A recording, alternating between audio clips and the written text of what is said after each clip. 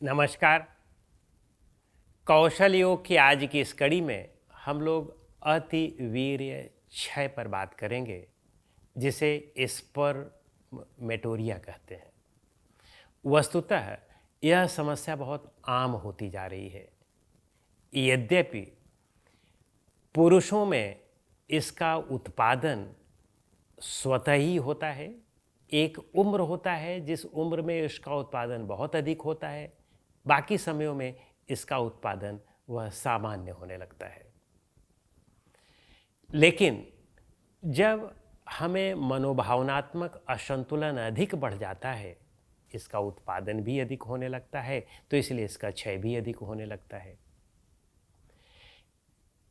अगर बहुत ध्यानपूर्वक देखा जाए तो जो स्पर्म होते हैं उनका उत्पादन, उनके उत्पादन का प्रारंभ वह हमारी पिट्यूटरी ग्लैंड से होता है। पिट्यूटरी ग्लैंड एक ल्यूटेनाइजिंग हार्मोन निकालता है जिसे हम ICSH भी कहते हैं, इंटरस्टिशियल सेलर स्टिमुलेटिंग हार्मोन। और वह हार्मोन जब यह निकालता है तो अन्य हमारी जो सेक्सुअल ग्लैंड्स हैं वे उस हार्मोन के प्रोडक्शन में शुरू हो जाती हैं, उनका काम शुरू कर देती हैं। अब प्रश्न ये उठता है कि पिट्यूटरी यह हार्मोन क्यों निकालता है? पिट्यूटरी यह हार्मोन इसलिए निकालता है कि उसके ऊपर हाइपोथैलेमस और थैलेमस है, और हाइपोथैलेमस और थैलेमस के ऊपर हमारे विचार और भावनाएं हैं। वे विचार और भावनाएं जब उस चीज़ के उत्पादन के लिए उस चीज़ पर विचार करती हैं, भावनाएं करती हैं, तभी इसका उत्पादन हमारी पिट्यूटरी शुरू करती है। अब यदि हमारे विचार और हमारे भाव असंतुलित हुए तो इनका उत्पादन अधिक हो जाता है। यदि वे असंतुलित नहीं हैं, संतुलित हैं, कैसे उनका उपयोग करना है, बेहतर तरीके से उपयोग जब हम जानते हैं, तब निश्चित रूप से उनका संतुलन होने लगता है, वीर्य का उत्पादन संतुलित हो जाता है। तो इसलिए फिर उस पर हमारा सशक्त नियंत्रण हो जाता है। तो यदि हम मनोभावनात्मक असंतुलन की प्रक्रिया से गुजरते हैं तो अतिवीर्य क्षय होना बहुत स्वाभाविक सी बात है। और इसीलिए देखें कि आजकल इस समस्या से बहुत ज़्यादा लोग परेशान होने लगे हैं। इसका यौगिक इलाज बहुत बेहतर है, इसको बहुत अच्छी तरह से नियंत्रित किया जा सकता है। लेकिन ध्यान रखें कि इसके लिए हमें बहुत उठापटक मानसिक नहीं करनी है, इसे एक मनोविकृति नहीं पालना है, एक विकार नहीं बनाना है मन में कि हाँ ये नियंत्रित नहीं हो रहा है, तो पता लगा दिन भर इसी पे तनाव को लेकर के बैठे हुए हैं कि ये नियंत्रित नहीं हो रहा है, अतिवीर्य क्षय हो रहा है। तो उस पर तनाव ना पाला जाए। या वे लोग जो गृहस्थ जीवन शैली अपना रहे हैं वे सोचें कि उन्होंने शादी ब्याह भी किया है और इसको नियंत्रित भी उन्हें करने का सोच रहे हैं। तो ये दोनों चीज़ों के बीच में उन्हें संतुलन रखना पड़ेगा कि बहुत अति भी ना होने पाए और ऐसा भी ना हो कि हम उसका उपयोग भी न करें, क्योंकि हमने गृहस्थ जीवन शैली अपनाया है। तो हमें एक संतुलित जीवन शैली जीना पड़ेगा। तो संतुलित जीवन शैली जीने में योग आपको बहुत लाभ कर सकता है। इसके लिए हमें क्या क्या करना चाहिए? सबसे पहले इसमें हमें सूर्य नमस्कार का अभ्यास प्रतिदिन करना चाहिए। सूर्य नमस्कार का अभ्यास यदि हम सजगता पूर्वक करते हैं तो निश्चित रूप से इसमें बहुत हद तक आप केवल सूर्य नमस्कार के अभ्यास से ही लाभ ले सकते हैं। तो आइए अब हम लोग देखते हैं कि सूर्य नमस्कार का अभ्यास कैसे किया जाता है। तो इसके लिए हम अपने स्थान पर खड़े हो जाएं और देखें कि इसका अभ्यास इस तरह से शुरू करें, पूरी एकाग्रता के साथ। First, second, third, fourth, fifth, sixth, seventh, eighth, ninth, 10th, 11th और 12th। यह आधा राउंड हुआ। दूसरे पैर से यही चीज़ करें तो फिर इसका एक राउंड कंप्लीट होता है। शुरुआत एक राउंड से करें, फिर धीरे धीरे इसके राउंड्स बढ़ाते जाएं और 8-10 राउंड तक इसका अभ्यास प्रतिदिन करें। महीने 2 महीने के बाद इस तरह से आप बना लें अपने। और फिर इसके बाद अन्य कुछ आसन हैं जिनका हमें अभ्यास करना चाहिए। इसके लिए हम बैठ जाते हैं अपनी जगह पर। एक बहुत महत्वपूर्ण आसन है जिसे हम तितली आसन कहते हैं। तो तितली आसन का भी अभ्यास हम इस तरह से कर सकते हैं। और एक बात ये ध्यान रखें कि हम जब भी बैठें तो बिल्कुल सीधा होकर के बैठें। इससे भी हमारा पेल्विक और एब्डोमिनल पार्ट, जिसमें हमारे जेनाइटल ऑर्गन्स भी हैं, वे सशक्त और मजबूत रहते हैं। तो इसलिए हम अतिवीर्यछय से में वह भी लाभ कर सकता है। तो इसका अभ्यास करें। फिर इसके बाद हम आगे की ओर इस तरह से झुकें। लेकिन जिन्हें spondylitis, slip disc, sciatica, cervical इसकी समस्या हो तो फिर वे आगे झुकने का अभ्यास ना करें।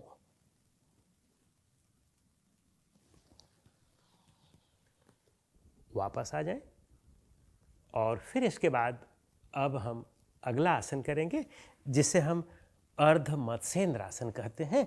अर्ध मत्स्येंद्र आसन में अपने बाएं पैर को इस तरह से मोड़ें और बाईं एड़ी को गुदाद्वार के नीचे रखें और फिर दाहिने पैर को इस तरह से मोड़ करके यहाँ पर रखें। और यह हमारा दाहिना पैर है तो बायां हाथ इस तरह से लाएं और दाहिने हाथ को पीछे रखें और इस तरह से ट्विस्ट करें।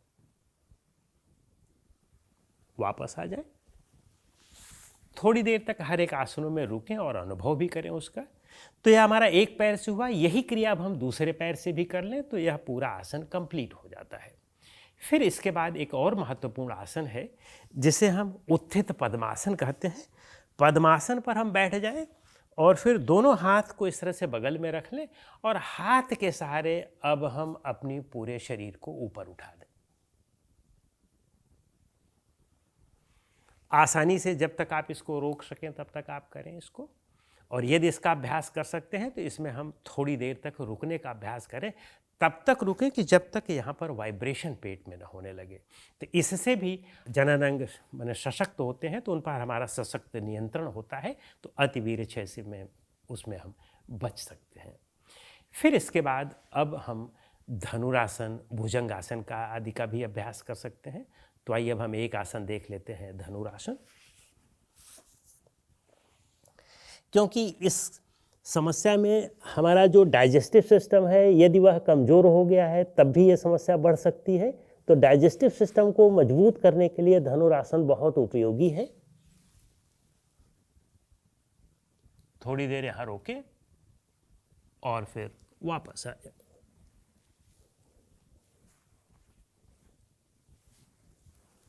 और अब बैठ जाए। इसके बाद इसमें अब प्राणायाम जोड़ लें।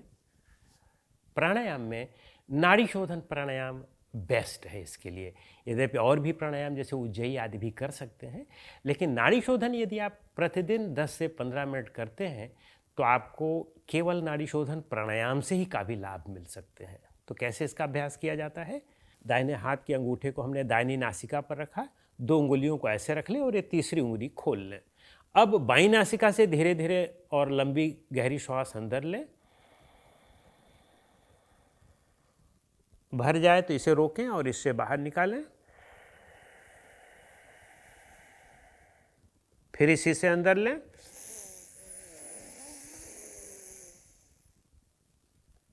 और यहाँ भरने के बाद इसको बंद करके इससे निकालें। यह नाड़ी शोधन का एक राउंड हुआ। शुरुआत में इसका 12 राउंड अभ्यास करें, फिर धीरे धीरे राउंड्स की संख्या बढ़ाते जाएं। फिर कुछ दिनों बाद इसमें कुंभक भी जोड़ सकते हैं, जो आपको हमारे चैनल में केवल नाड़ी शोधन का ही एक वीडियो मिल जाएगा, उसको देख करके आप कर सकते हैं। फिर इसके बाद इसमें जो सबसे महत्वपूर्ण चीज़ है वह है अश्विनी मुद्रा और वज्रौली मुद्रा। इनका यदि आप प्रतिदिन अभ्यास करते हैं तो निश्चित रूप से आपको अपने वीर्यक्षय पर सशक्त नियंत्रण हो सकता है। और वह कैसे हो सकता है? वीर्य का क्षय रुक सकता है। कैसे उसका अभ्यास हम करते हैं? अश्विनी मुद्रा का मतलब है कि अपने जो गुदा द्वार है जिससे हम मल के निष्कासन क्रिया करते हैं, गुदा द्वार को ऊपर की ओर हल्का सा खींच के रखें। उस जो स्फिंक्टर मसल है उसको हल्का सा ऊपर की ओर खींच करके रखें। तो यह उठते बैठते चलते फिरते भी कर सकते हैं, कभी भी कर सकते हैं आप इसका अभ्यास। और यदि आप सहजता के साथ बैठ करके करना चाहते हैं तो आप कोई भी बंध आदि कर लें या कोई भी प्राणायाम कर लें। उस प्राणायाम, जैसे नाड़ीशोधन ही प्राणायाम कर रहे हैं तो नाड़ीशोधन प्राणायाम में आप करते रहें और उस मसल को ऊपर की ओर खींच करके रखें। तो आप साथ में भी कर सकते हैं, किसी क्रिया के भी साथ में कर सकते हैं। या जब आप टॉयलेट जाते हैं तो स्टूल पास करते हैं तो स्टूल पास करने के तुरंत बाद ही अपने उस मसल्स को ऊपर की ओर खींच ले थोड़ी देर के लिए, एक नियम बना लें, तो उससे भी लाभ मिलेगा आपको। और फिर वज्रोली मुद्रा भी बहुत उपयोगी है। इसका अभ्यास कैसे करते हैं?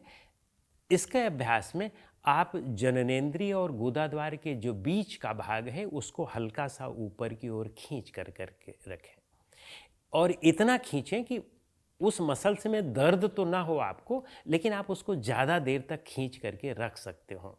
तो जब इसका अभ्यास हो जाता है तो आप इसको उठते बैठते चलते फिरते भी इसका आप अभ्यास कर सकते हैं।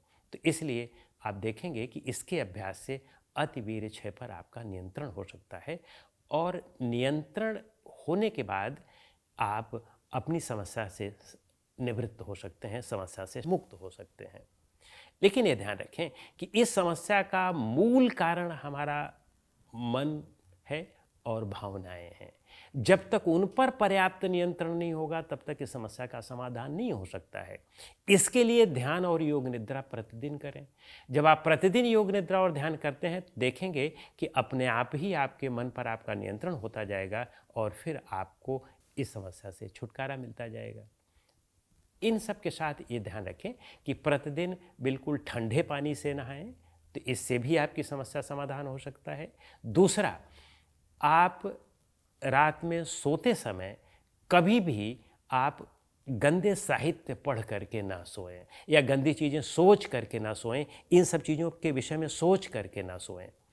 आप अच्छे साहित्य कुछ पढ़ें 15-20 मिनट के लिए और अच्छे सदचिंतन के साथ सोएंगे तो देखेंगे कि आपको इन समस्याओं से काफ़ी हद तक छुटकारा मिल सकता है। और अपने विचारों पर अच्छा नियंत्रण करने के लिए प्रतिदिन ध्यान करें और अच्छी जीवन शैली अपनाएं। खान पान को बहुत व्यवस्थित रखें। बहुत तली भुनी मिर्च मसाले वाली चीज़ आप खाने सोचते हैं कि आप खाएं और फिर आप वीर्य पर नियंत्रण भी कर लें, अतिवीर्य क्षय न होने पाए, या आप उल्टे सीधे साहित्य पढ़ें, उल्टे सीधी चीज़ों को करें और फिर आप सोचें कि नियंत्रण कर लें, तो नहीं हो सकता है।